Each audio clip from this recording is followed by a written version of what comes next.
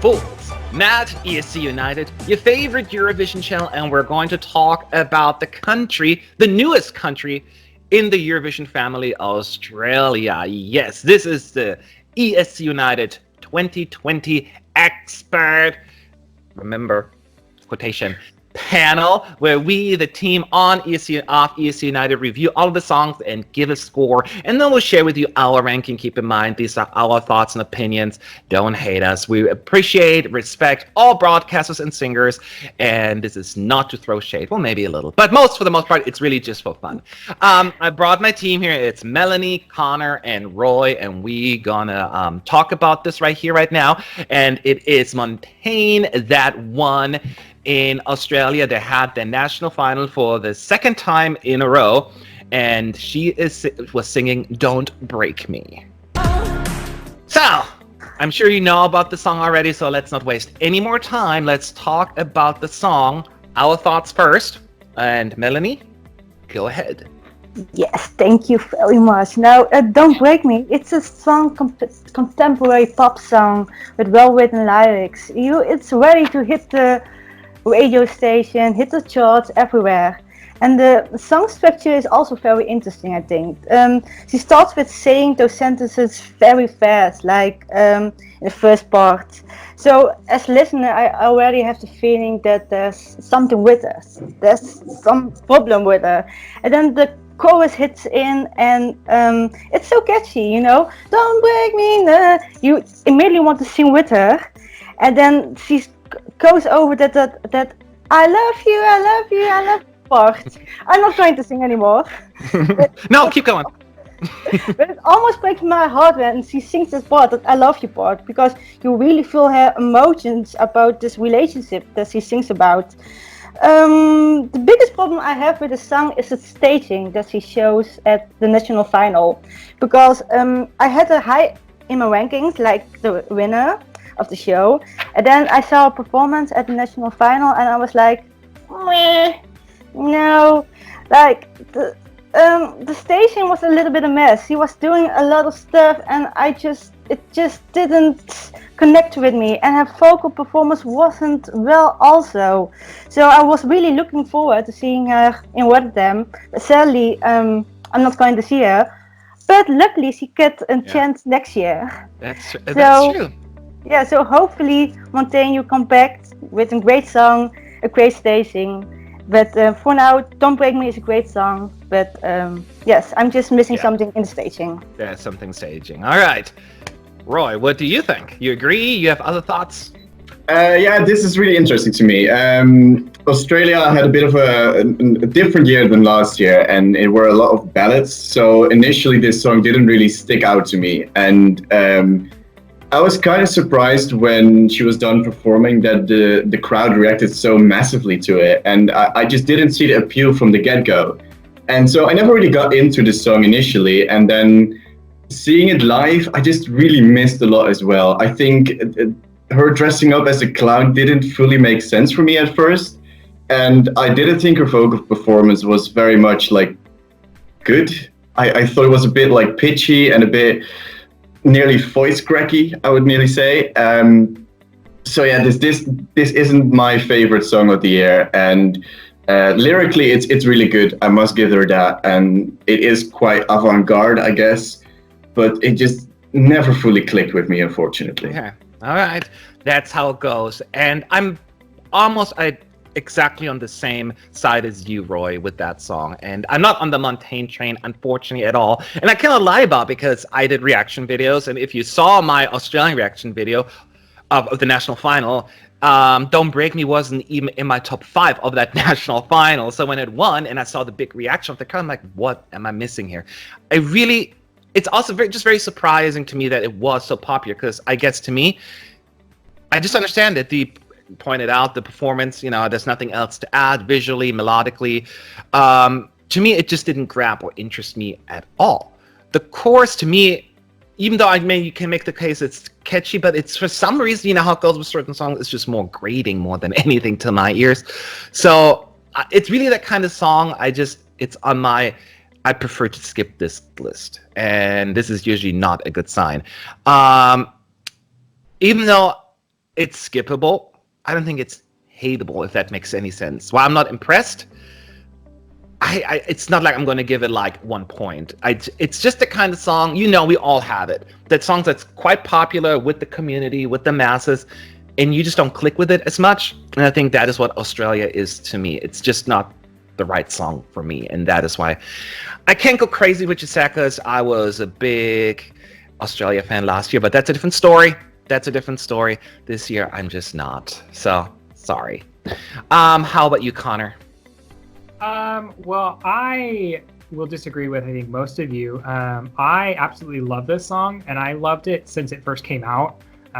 In fact, I know that Roy and I had a group or a Facebook message that was going back and forth about who we thought was gonna win, and I basically just had Montaigne winning the whole time. I think that this song, especially when we looked at the national final list, was different, and that's kind of why it stood out to me. Because it wasn't really a song that was supposed to be super polished. I mean, it is a radio hit, 100%, but I think when she was doing the staging, I don't think that she had, I want to be a radio hit, crystal clear, perfect staging in mind. She wanted to tell a story on stage. And that's what she did on the stage. She kind of told the atmosphere and kind of the dark qualities of the lyrics through a staging. Now, I will say, I do think that the costuming could have been different, and that was probably my biggest issue with it. And that's still the biggest issue that I have with the song overall. But we also see what happened with Kate in last year, where she had a dress that looked like it was the kindergarten, children's tubes. And then she came out with that amazing dress for the actual grand final. So, and I think that was something that could be easily overlooked. But I think the reason why she got such a great reception is, number one, it's a great song. It was well done, and she's on the up and up in Australia as well. So she wasn't like a wild card, I don't think. Okay, gotcha. I think that she had the potential, and that the audience and the Australian public knew that, and obviously it showed when the voting happened. Yeah. She's got kind of that it factor for me, and I'm excited, like Melanie said, to see her back next year, because I think that she could do some really great things for Eurovision and really shake up the typical song. All right, see, so we got some interesting mixed reviews, I guess, from us, but keep in mind that's not just the four of us are voting. But first, let's start with our scores and see where we put it, between 10 being super amazing and 1, of course, the opposite. So first up, Melanie, your thoughts again and your score. Yeah, so as I said, I think it's a great song, great pop song. It's perfect for on the radio, but the staging is just not my thing. So I give it a 7. 7? It could be worse, right? That's a good score. Yeah. Roy, your score. Yeah, it could be worse indeed. Speaking of, I just never clicked with this, like I said, and I will agree with Connor that I did enjoy the story they were trying to tell with the dancers and like being pulled from all sides. I like that about it. But I could never give this super high in my rankings or in my scores, so I give this a 4.5.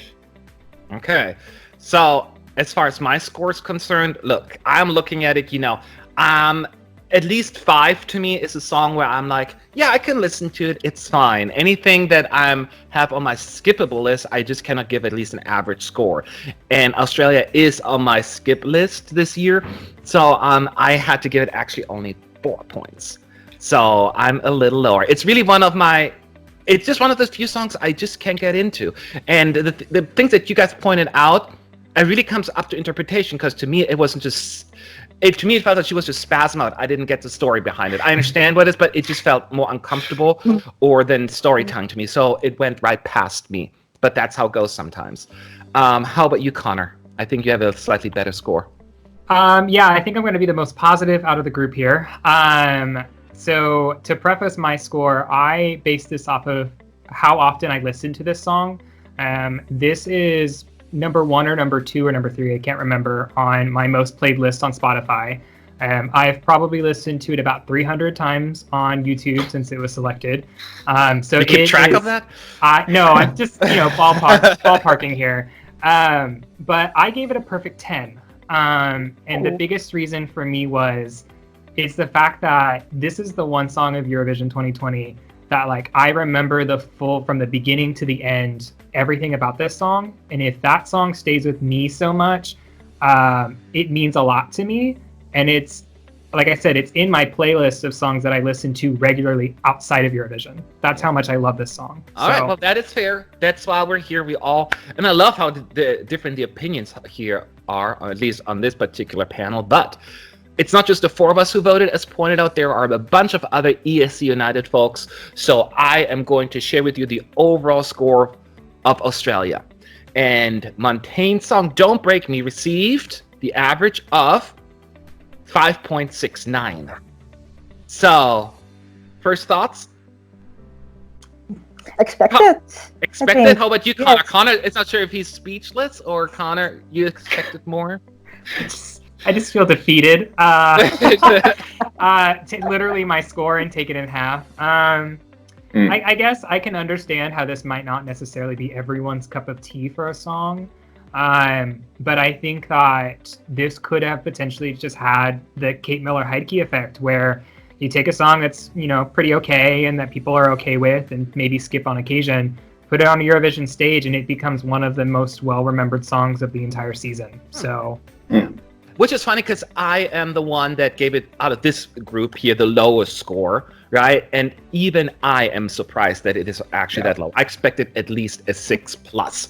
And because I've seen the reaction for them, because I feel as the majority of people, not everyone, were more on Connor's side. Maybe not to the same extent, but certainly more leaning towards it's an okay/good song. So I was surprised to see it this low, because I think if you compare it to other lists, I think this will be higher. So I was surprised. Almost feel a little guilty. How about you, Roy?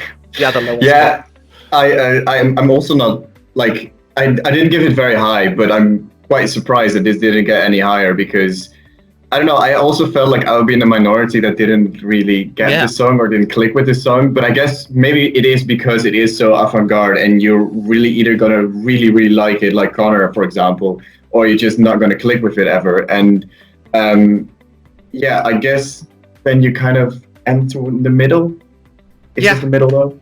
That's, we don't know yet. So I'm going to put the scoreboard on there right now so you can see where Australia is currently ranked, based on the songs that we have reviewed so far. There's more to come, of course, so check it out. Make sure to check out all other videos that we're putting up, and because we put them out probably 2 a day as far as the reviews are concerned. So this is our score, 5.69 for Australia.